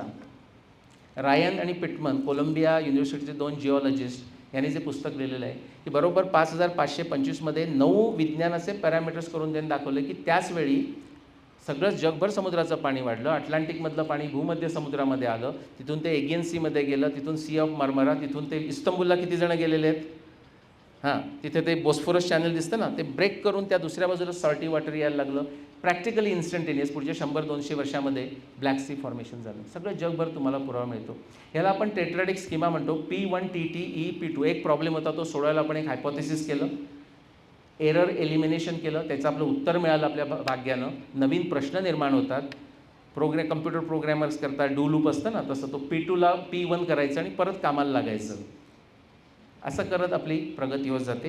ह्याच्यामुळेच आपल्याला प्रगती झाली. आपण जेव्हा नावं बघतो ना, Ptolemy, Copernicus, Galileo, Kepler, Newton, Lagrange, Faraday, Maxwell, Fresnel, Einstein, हे प्रत्येकजण असं जातो आहे. P1 TTE P2, P1 TTE P2, P1 TTE P2, अशी करत करत ती प्रगती झालेली आहे. ओके, तिसरं आपण घेऊया. आता प्रत्येक वेळी काय होतं माहिती आहे का? मग केपलरनं पण मोठं काम केलं आहे, न्यूटननं पण मोठं काम केलं आहे. मग दोघात कसं ठरवायचं? तुम्हाला एक गोष्ट सांगतो. मी 2018मध्ये ऑक्सफोर्ड युनिव्हर्सिटीमध्ये 2 पेपर प्रेझेंट केले. त्यांची एक कॉफी कॉन्फरन्स म्हणून असते. 20-20 मिनटाचं प्रेझेंटेशन असतं आणि त्याच्यानंतर 90 मिनटं ते तुम्हाला सगळे ग्रिल करतात की हे तुमचं चुकलं आहे, हे बरोबर आहे वगैरे, असा प्रकार चालू होता. तर त्यावेळी तो माझ्याशी एक माणूस असा तणतणत आला, युनिव्हर्सिटी ऑफ शिकागोचा प्रोफेसर. तो म्हणला, यू म्हणजे you, all of us, you Indians don't have history. तर त्या दिवशी माझा मूड चांगला होता. मी म्हटलं, यू आर राईट. पण म्हटलं, you may not have history but we have a इतिहास. मग तो इतिहास म्हणजे काय वगैरे थोडंसं डिस्कशन झालं, तो निघून गेला. पण तो जाता जाता बऱ्याच गोष्टी बोलला. पण एक म्हणाला, कारण मी सायन्सचा माणूस होतो ना तिथे, तो म्हटला, इवन न्यूटन इज रॉंग. मी म्हटलं, अगदी बरोबर बोललास. पण म्हटलं, Newton is less wrong than Kepler. बरोबर? Kepler is less wrong than Copernicus. Copernicus is less wrong than Ptolemy. असं ते P1 TTE P2 असं ते पुढे जातं आहे. तर 2 थिअरीमध्ये तुम्हाला कंपेअर करतो. आपण जर फोन बघितले, बऱ्याच आपल्या लोकांना माहीत असेल, जो पहिला सेलफोन आला तो केवढा मोठा होता, राईट? हळूहळू ते म्हणणारे हा फार मोठा झाला, पण ॲटलिस्ट आवाज तर येतो आहे, रिमोट तर बोलता येतो आहे. मग पुढच्या वेळी आणखी छोटा झाला, आणखी छोटा झाला, खूप छोटा झाला. मग आता ते आम्हाला बघता येत नाही आहे रील्स. मग परत मोठा केला. म्हणजे असं ती प्रगती तुमची होत जाते. हे 3 पॉईंट झाले. हे 3 पॉईंट मी माझ्या मागच्या 35 वर्षामध्ये वापरलेले आहेत. तुम्ही म्हणाल हे महाभारत रामायणाकरता वापरलेत का? नाही. मी प्लास्टिक्समध्ये काम केलं. प्लास्टिक्समध्ये नवीन सिस्टीम निर्माण करण्याकरता केलं. मी एअरक्राफ्टच्या इंजिनवर काम केलं. नवीन पॉवर सिस्टीम टर्बाईन्सवर काम केलं. MRI, किती जण MRI वगैरे मेडिकलमध्ये करतात? फार करायची गरज नसते. आम्हीच त्यांना शिकवतो की भरपूर MRI काढा. तर MRIमध्ये सुद्धा जो पहिला म्हणजे जो वन ऑफ द MRI होता, सगळ्या टीमवर मी होतो आणि माझा जॉबच हा होता की चांगल्या एक्सपेरिमेंट कशा करायच्या, ती इम्प्रूव्ह कशी करायची. आणि हे करताना मी ही 3 टूल्स वापरलेली आहेत. तुम्हाला मला हे दाखवायचं आहे. Did west give this science to India? ही टूल वेस्टनं दिली का? तर वेस्ट मागची 500 वर्ष वापरतायच एक दुसऱ्या फॉर्ममध्ये. पण तुम्ही जर भारतीय शास्त्रामध्ये गेलात, विशेषतः मी दर्शनशास्त्र सांगणार आहे आणि आपली उपनिषद म्हणजे फार बोरिंग प्रकार, रिटायर झालं की बघू असं एक जनरली हे आहे. आता मी तुम्हाला तिकडे लॉजिक ऑफ सायंटिफिक मेथड दिली, त्याचं मी तुम्हाला ऑलरेडी उत्तर पण दिलं की जर तुम्ही न्यायदर्शनामध्ये गेलात तर इथे नुसतं न्यायदर्शन जायची गरज नाही. पातंजली, सगळ्यांना पातंजलीचं नाव माहीत आहे, योगसूत्र. त्याच्यामध्ये सुद्धा तुम्ही गेलात ना, म्हणजे पूर्ण विज्ञान काय आहे, किती जणांना पातंजली योगसूत्र माहिती आहे, म्हणजे वाचलेलं आहे थोडंसं वगैरे. प्रश्न विचारणार नाही मी, हात वर केला तरी चालेल. त्याच्यामध्ये तुम्ही जर पहिला जो समाधीपाद आहे त्याच्यामध्ये तुम्ही सूत्र 7, 8, 9 जर गेलात तर ती मगाशी तुम्हाला लिस्ट सांगितली की नाही, प्रत्यक्ष, अनुमाना, उपमान, शब्द, प्रमाणाने. जसं पातंजली म्हणतो प्रत्यक्ष, अनुमाना, आगम, प्रमाणाने. त्याच्या पुढचं काय म्हणतो माहिती आहे का? ही जर प्रमाणं तुम्ही नीट वापरली नाहीत तर काय होईल? मिथ्या ज्ञानम अतद्रुप प्रतिष्ठम. हा जर तुम्ही मार्ग नीट वापरला नाहीत, प्रमाणांचा, पुराव्याचा मार्ग वापरला नाही, तर जे काही तुम्ही ज्ञान निर्माण कराल ते मिथ्या ज्ञान असेल. आणि आपण म्हणतो ना, नाही पण हे तुमचं मला पटत नाही, किंवा ना मला असं वाटतं, पतंजली म्हणतो तुमच्या वाटण्याला फारसा अर्थ नाही, सगळ्यांनाच काहीतरी वाटत असतं. बरोबर.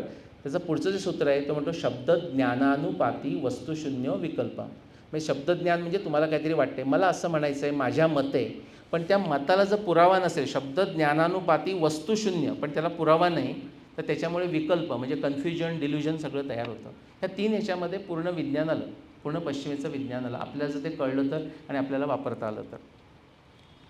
हा तुम्हाला मी आधीच सांगितला. दुसरा जो P1 TTE P2 ना, ते म्हटलं की अरे अच्छा टेट्राडिक स्कीम ऑफ सायन्स का, मला ते आवडलं. पण मी जर कोणाला सांगितलं की तुम्ही तैत्तिरीय उपनिषद वाचलं आहे का, अच्छा रिटायर झालं की बघू. तैत्तिरीय उपनिषदामध्ये भृगु वारुणी विद्या किंवा भार्गवी वारुणी विद्या अशी एक अगदी सिंपल कथा आहे, साधी कथा आहे. भृगु हा वरुणाचा मुलगा आणि शिष्य, म्हणजे गुरु शिष्य आणि पिता पुत्र अशी ती जोडी आहे. आणि भृगु वरुणाकडे जातो. आता तुम्हाला असा प्रश्न पडतो का बघा, तुम्ही पुलंचं जर वाचलं असेल ना, हरितात्या वगैरे, की लपाल लपेल फडताळात म्हणेल चिंता करीतो विश्वाची, असं आहे ना. तसं भृगु जाऊन त्याला विचारतो की बाबा मला सांगा ब्रह्म म्हणजे काय. आता बघा, बाबा सांगत नाही, बाबा म्हणतात जा त्याचा अभ्यास कर, स्वाध्याय कर आणि उत्तर घेऊन ये. आणि तो मुलगा ऐकतो. हां, तो जातो, अभ्यास करतो, स्वाध्याय करतो, येतो आणि म्हणतो बाबा बाबा मला समजलं, अन्नम ब्रह्मेती व्यजानात. तो साधारण रात्री पुण्यात फिरला असेल. अन्नम ब्रह्मेती व्यजानात, बरोबर आहे का बाबा. बाबांनी काही उत्तर दिलं नाही, फक्त स्माईल केलं, म्हणे जा अभ्यास कर, स्वाध्याय कर, परत उत्तर घेऊन ये. त्याने ते ऐकलं. तो गेला, परत अभ्यास करून आला आणि तो म्हणाला आता मला कळलं आहे, अन्न बरोबर नाही, म्हणजे ते असं करून प्राणो ब्रह्मेती व्यजानात असा हा खेळ चालतो. परत ते पाठवतात मनो ब्रह्मेती व्यजानात, विज्ञान ब्रह्मेती व्यजानात, आनंद ब्रह्मेती व्यजानात. आपल्याला जे प्रश्नाचं उत्तर हवं आहे किंवा ते सत्य शोधून घ्यायचं आहे ते एका शॉटमध्ये नाही मिळत. ते इटरेटिव्ह फॅशननं केलं जातं. P1 TTE P2 असंच केलं जातं. अशा ते आपल्याला कथेच्या माध्यमातून सांगितलेलं आहे. कारण कथा लक्षात राहते. फॉर्म्युला परीक्षा झाली की चला आता आपण विसरून जाऊया, आता मूवीला जाऊया, असं होतं की नाही. तिसरी आपण घेऊया की याच्यामध्ये जेव्हा आपण ते म्हणतो की 2 थिअरीमधला फरक, तर पश्चिमेमध्ये तुम्ही AI वापरतात ना, तरी मुद्दाम हे करून बघा की पश्चिमेमध्ये 2 थिअरीतला फरक कसा समजून घ्यायचा. आणि नंतर म्हणा अशी की भारतामध्ये सिस्टीम आहे का, किंवा भारताच्या दर्शनशास्त्रामध्ये अशी काही सिस्टीम आहे का. आणि त्याला काही सांगू नका की भारताचं चांगलं आहे वगैरे म्हणू नका, पण दोघातले मला प्रोज अँड कॉन्स सांग, असं तुम्ही गुगल नाही AI करून बघा. तर तुम्हाला AI सांगायला लागेल की येस पश्चिमेमध्ये असं आहे, कार्ल पॉपरचं कंपॅरिझन बिटवीन 2 थिअरीज वगैरे सांगेल. पण नंतर सांगेल की इंडियाचं तुम्ही जर विचारलं तर सांगेल की न्यायदर्शनामध्ये सुंदर आहे, जल्प वितंड हेत्वाभास छल जाती निग्रह स्थानं. आणि त्याने असं रँडम ठेवलं नाही आहे. आपण सांगू शकतो की ह्या फॉर्म्युलाप्रमाणे तू म्हणतोयस ते चुकीचं आहे. हेच विज्ञानामध्ये ही थिअरी या थिअरीपेक्षा चांगली का, हा प्रॉडक्ट या प्रॉडक्टपेक्षा चांगला का, ह्याचं उत्तर आहे. हेच मी मागच्या 35 वर्षामध्ये महाभारत रामायणाकरता वापरलं, हेच मी माझ्या 35 वर्षाच्या कॉर्पोरेट करिअरमध्ये वापरलेलं आहे. आपण संपत आलो आहे. शेवटची स्लाईड. संशयाचं फार महत्त्व आहे.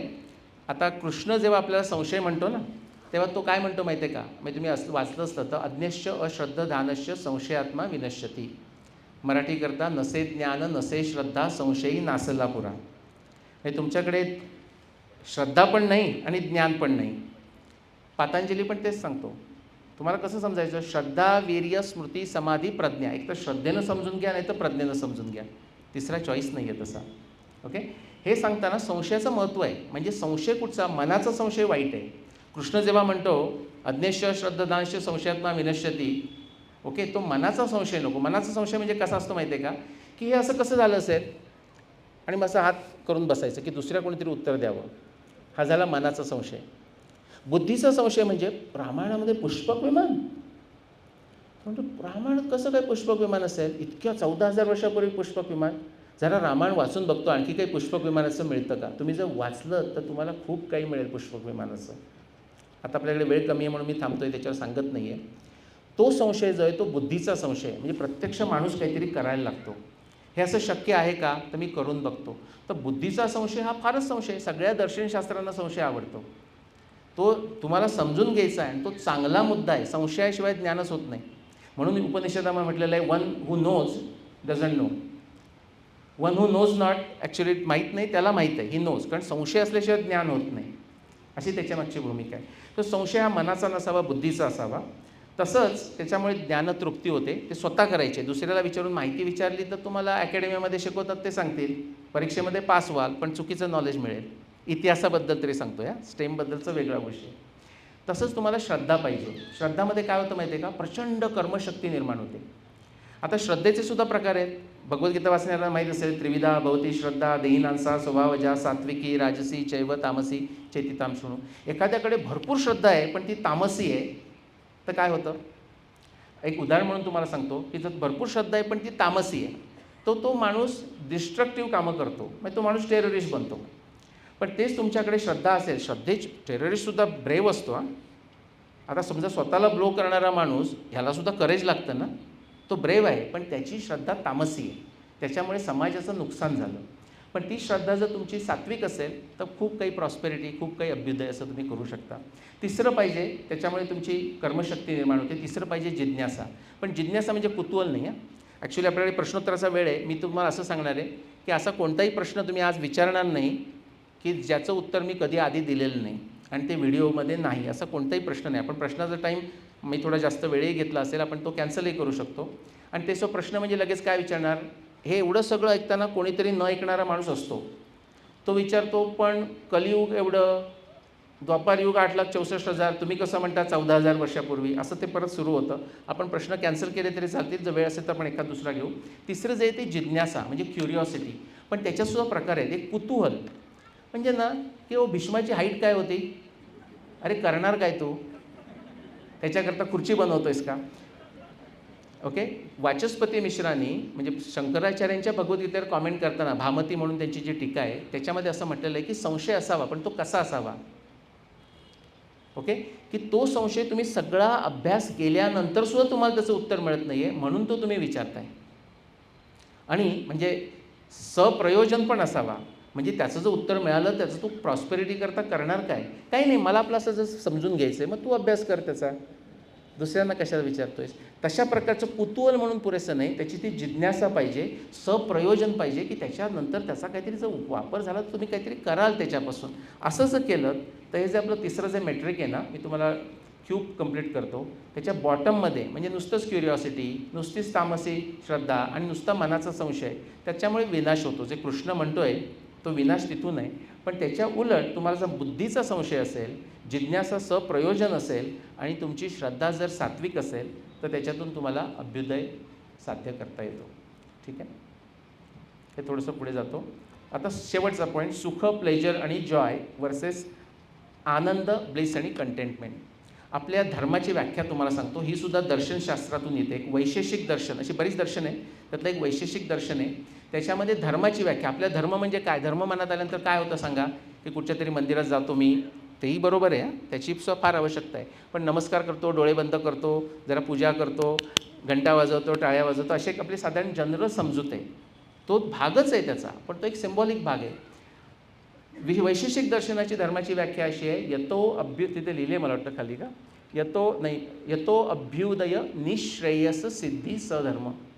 अशा गोष्टी की ज्याच्यामध्ये सिद्धी, एक्सपर्टीज आपण प्राप्त करतो, की ज्याच्यामुळे अभ्युदय म्हणजे प्रॉस्पेरिटी शक्य आहे आणि ज्याच्यामुळे निश्रेयस म्हणजे अल्टिमेट गुड काय हे आपल्याला कळतं, तो धर्म. त्याची शेवटची व्याख्या सांगणार आहे, मी थांबणार आहे. तुमच्या पेशन्सबद्दल धन्यवाद, कारण एकदा मी बोलायला लागलो की थांबत नाही. ओके. त्याच्यात सुख, प्लेजर आणि जॉय वर्सेस आनंद, ब्लिस आणि कंटेंटमेंट. म्हणजे प्रॉस्पेरिटी आली तर आपल्याला सुख मिळतं, बटन दाबलं की पंखा सुरू होतो, बटन दाबलं की AC सुरू होतं, हे सगळं बरोबर आहे, राईट. इंटरनेट, वायफाय, कुठेही बसून काम करा, ही सगळी सुखं झाली, त्याचा तर आनंद आहेच आहे, तो घ्याच तुम्ही.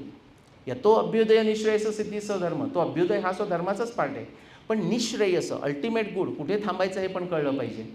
ती बदलायची कशी, गिअर कसा बदलायचा हेही कळलं पाहिजे. अगदी साधं उदाहरण म्हणून मी तुम्हाला सांगतो, आनंद, ब्लिस, कंटेंटमेंट अशा अर्थानं, की आपल्यासाठी किती जणांना चॉकलेट आवडतं,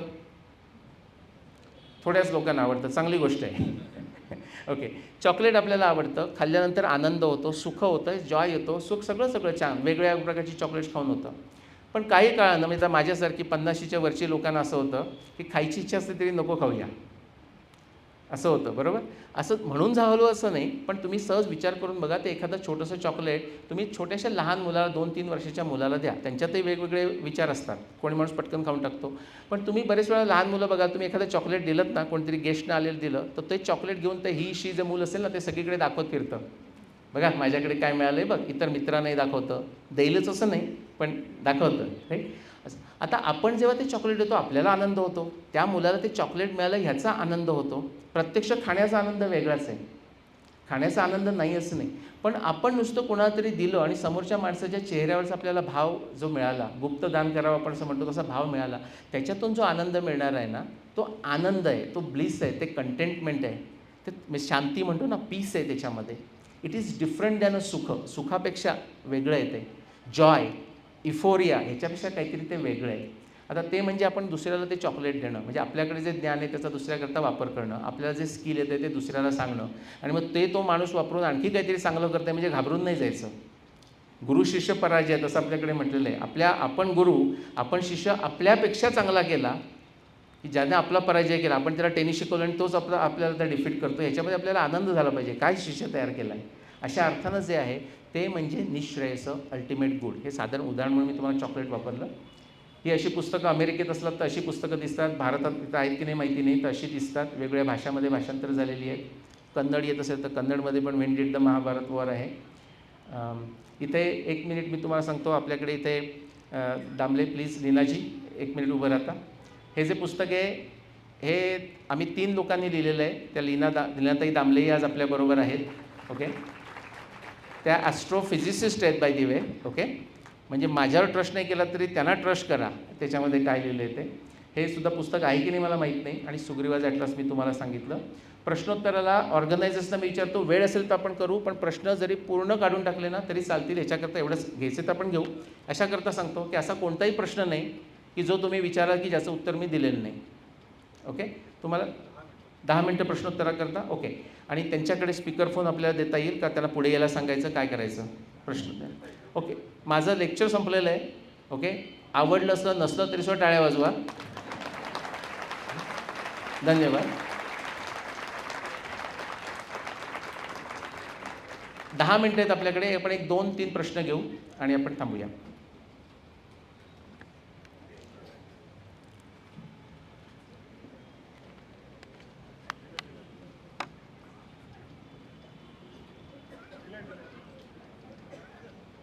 आणि प्रश्न विचारताना अगदी क्रिस्प विचारा.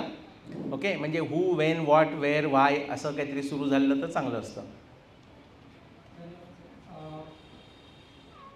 हां, मी काही टेक्निकल विचारणार नाही आहे, पण तुम्ही इतक्या वर्षांचा तुमचा अभ्यास आहे आणि आपण पाहिलं की अकॅडमिक्समध्ये कसं चुकीच्या तारखा वगैरे आहेत, तर तुमचं हे जे काम आहे तुमच्या सहकाऱ्यांचं, याचं सरकारने काही दखल घेतली आहे का? छान प्रश्न आहे. मुख्य असं आहे की असं नाही मला म्हणायचं, म्हणजे मी जरी अकॅडमी बोललो असतो तर अकॅडमीमध्ये सगळं चुकीचं असं मला अजिबात म्हणायचं नाही आहे. ज्या महत्त्वाच्या मोठ्या मोठ्या चुका केल्या आहेत त्या तर बदलणं फारच गरजेचं आहे. प्रश्न असा की जर ते चुकीचं असेल तर मग गव्हर्नमेंटनं काही करून ते टेक्स्टबुक बदललेत का, हा अगदी फ्रिक्वेंटली आस्क क्वेश्चन आहे. त्याचं असं आहे, गव्हर्नमेंटला जरी माहीत असलं तरी गव्हर्नमेंट बदलत नाही. कारण काय आहे माहिती आहे का, आत्ताच इथे आपले सगळे लोक आहेत की नाही, त्यातसुद्धा 2 भाग होऊन लगेच म्हणतील की हे घालू नका आणि हे घाला, असं सुरू होतं. जर आपल्याकडे जर समाजाचं मत झालं ना, समाजाचा जर निर्णय झाला की हे बदलणं गरजेचं आहे, तर ते बदललं जातं. ज्या उत्साहामध्ये तुम्ही बॉलिवूडचे मूव्ही बघता, ज्या उत्साहामध्ये T20 आणि 1 डे क्रिकेट बघता आणि त्याच्याबद्दल आपण ती मॅच झाल्यावर डिस्कस करतो, त्या उत्साहामध्ये जेव्हा तुम्ही हे बदल डिस्कस करायला लागाल, त्याच उत्साहानं करायला लागाल, तर गव्हर्नमेंट म्हणजे अगदी पिकलेलं फळ कसं खाली पडतं तसं गव्हर्नमेंट टेक्स्टबुकमध्ये बदलेल.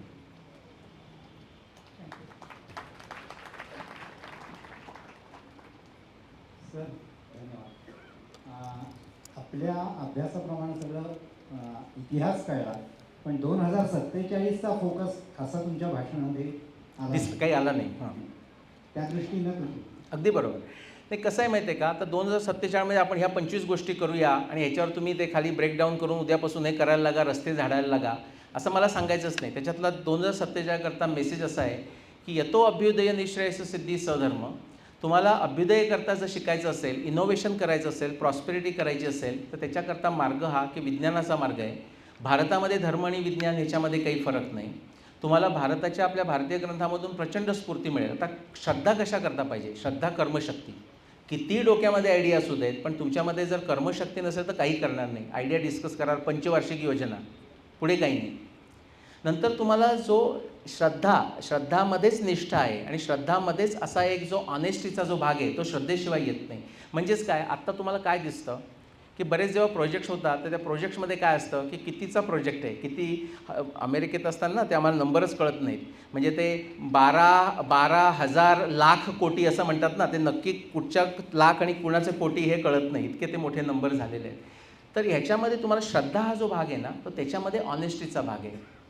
म्हणजे काही वेळा आपण ज्या सगळ्या गोष्टी काही एका दिवसामध्ये काढून टाकू शकत नाही, पण कमीत कमी जेव्हा तुम्ही एखाद्या गोष्टीवर करता तर तुम्ही प्रामाणिकपणे करता का? मग आपण लगेच म्हणतो पॉलिटिशियन काय करतात. नाही, 2 मिनिटाकरता पॉलिटिशियन बाजूला जाऊ देत ना.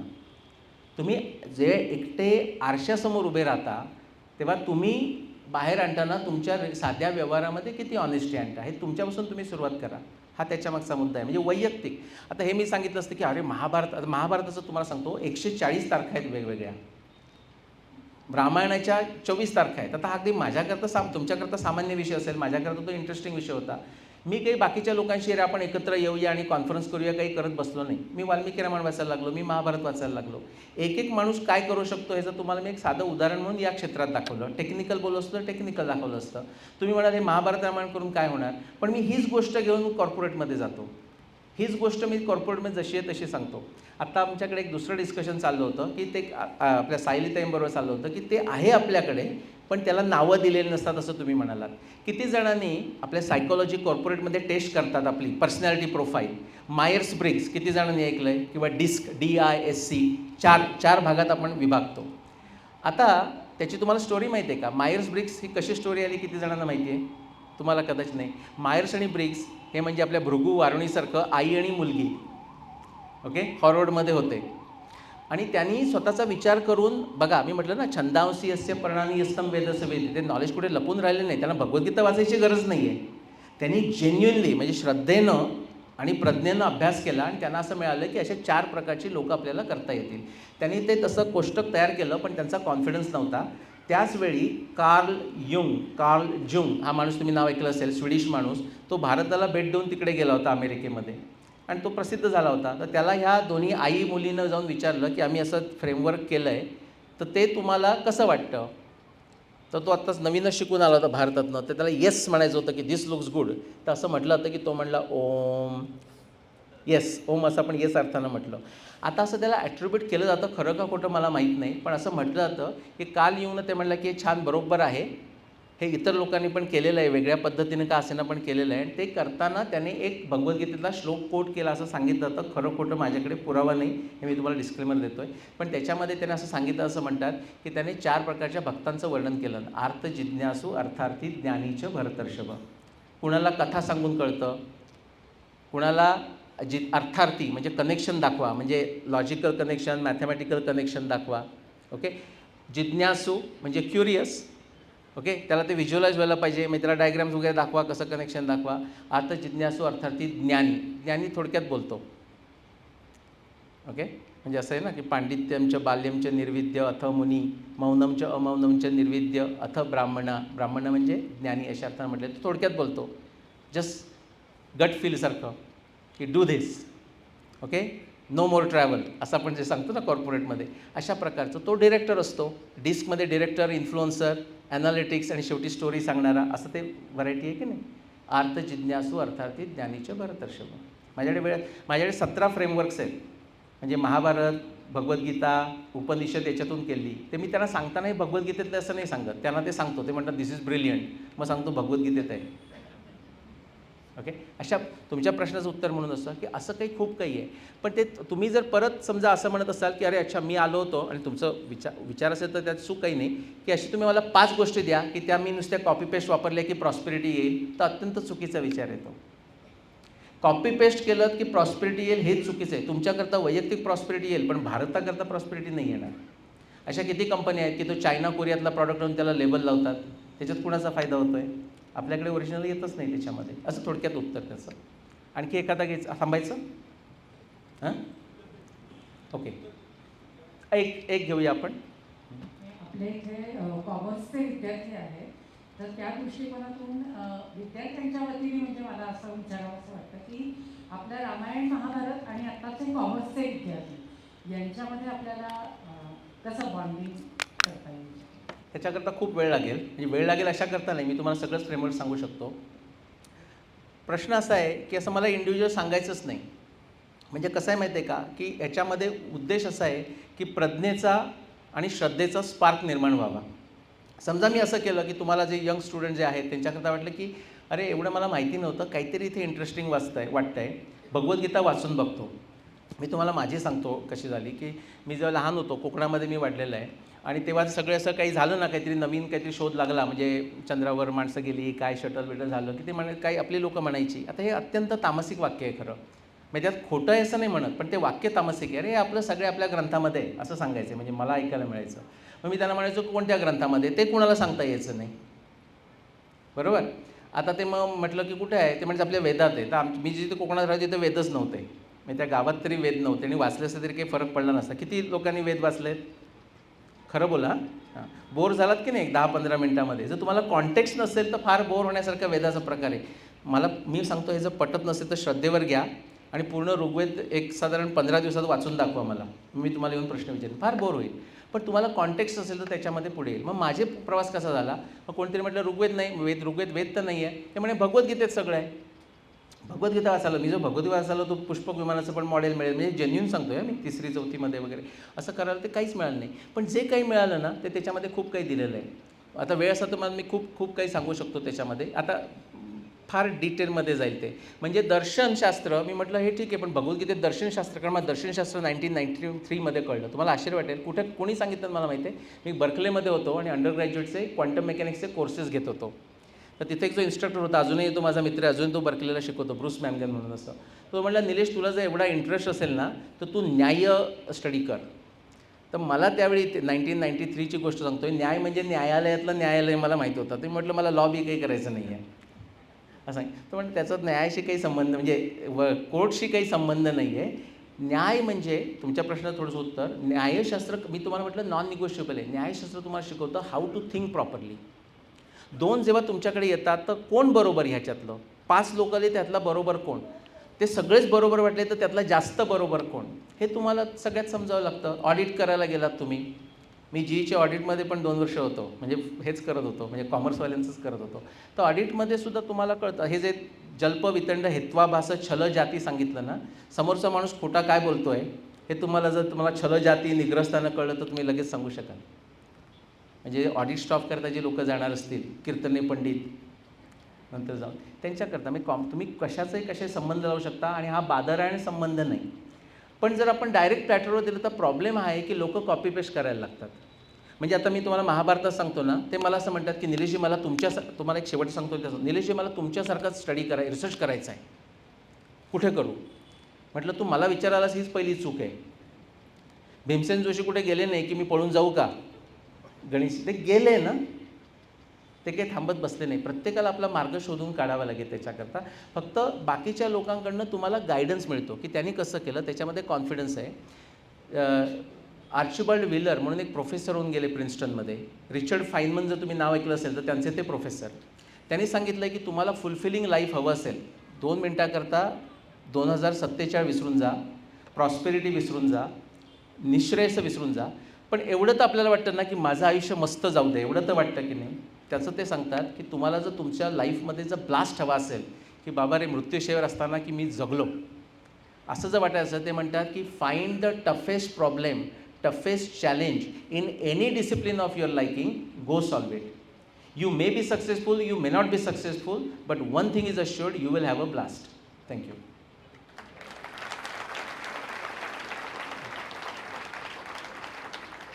हां, आपल्याला ट्रेजर हंटचा वेळ आहे. धन्यवाद तुम्ही निसर्गजी आलात, नाही तर मी विसरलो असतो. Please, all yours.